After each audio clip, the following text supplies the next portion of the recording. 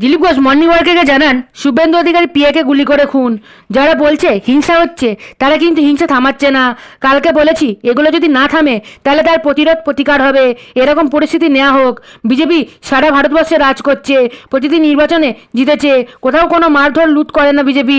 15 বছর ধরে আমরা অত্যাচার সহ্য করেছি, মানুষের মধ্যে ক্ষোভ ছিল, সেটা বেরিয়ে এসেছে। অত্যাচার চলবে না, গুলিবন্দুকের সংস্কৃতি আমরা বন্ধ করব। আমার মনে হয় এটা নির্বাচন কমিশন এবং পুলিশের দেখা প্রয়োজন, যাতে আইন শৃঙ্খলা ঠিক থাকে। যিনি পুলিশ মন্ত্রী তিনি দামা করতে ব্যস্ত, তিনি জীবনে কোনো সফলভাবে কিছু করেননি। কত ইলেকশনের পর বলেছেন 3 দিন আমি ছিলাম না, এখন কি বলবেন? চিরদিনের জন্য তো আপনি চলে যাবেন, মানুষের সুরক্ষা কে দেবে?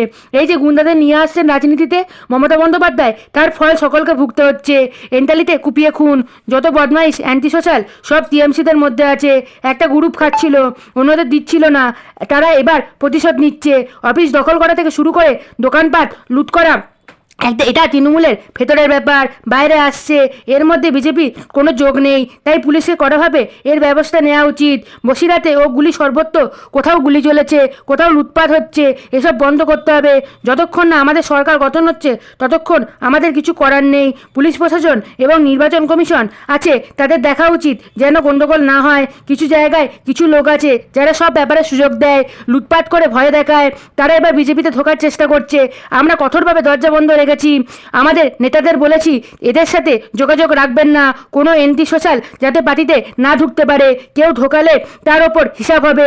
কতবার অনেকেই ঢুকিয়েছিল, এবার যেন না হয়। আমরা কিন্তু কড়াভাবে নজর রেখেছি। প্রশাসন বলে কিছু ছিল, পুলিশ বন্ধুরা খোলা হাত পেয়েছেন, আপনাদের হাতে কেউ বেঁধে রাখেনি। আপনারা কিন্তু এদের আটকান, না হলে কিন্তু ঘটনা অন্যদিকে চলে যাবে। আপনারা দেখছেন বনশ্রী নিউজে। যারা বলছে হিংসা হচ্ছে তারা কিন্তু হিংসা থামাচ্ছে না। আমি কালকে বলেছি যদি এগুলো না থামে তাহলে তার প্রতিকার হবে। সেরকম পরিস্থিতি না হোক। বিজেপি সারা ভারতবর্ষে রাজ করছে, প্রত্যেক ইলেকশানে জিততে কাউকে না ধমকানো চমকানো, না কারো গায়ে হাত তোলা, না কারো জিনিসপত্র লুট করা আমরা করি না। 15 বছর মানুষকে যারা অত্যাচার করেছে, আমাদের উপরে যে অত্যাচার খুন খারাপি করেছে, সেই মানুষের মধ্যে কিছু ক্ষোভ আছে, এটা বেরিয়ে গেছে। কোনো হিংসা অত্যাচার চলবে না। গুলি বন্দুকের সংস্কৃতি আমরা বন্ধ করব। আমার মনে হয় এটা নির্বাচন কমিশন এবং পুলিশের দেখার দায়িত্ব, আইন শৃঙ্খলা যেন ঠিক থাকে।